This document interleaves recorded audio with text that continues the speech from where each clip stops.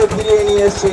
এখন আমাদের কষ্ট হয়, এখন মনে হচ্ছে যেন যে ইংরেজদের হাতে ছিল ঠিক ছিল, সবাই অন্তত গোলাম হয়েছিলাম। কিন্তু আজকের বর্তমান সময়ে আমাদের পূর্বপুরুষেরা এই দেশকে স্বাধীন করার পরে আজকে আমরা পরাধীন হয়ে আছি। এই দেশ স্বাধীন হওয়ার পরে আমরা মাথা তুলে কথা বলতে পারি না, আমরা বিরোধী কথা বলতে পারি না, আমরা প্রতিবাদ করতে পারি না।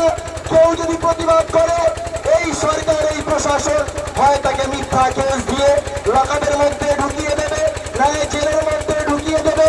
আর ওই প্রতিবাদ মুখে যদি তাও যদি শায়েস্তা না করা যায়, এই পৃথিবী থেকে তাকে সরিয়ে দেওয়া হচ্ছে।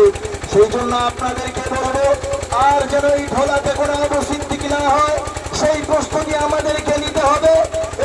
এই রাজ্যে যেন আনিস খানের মতো আর দ্বিতীয় আনিস খান যেন না হয়, সেই প্রতিশ্রুতি আমাদেরকে এখান থেকে শপথটা নিতে হবে।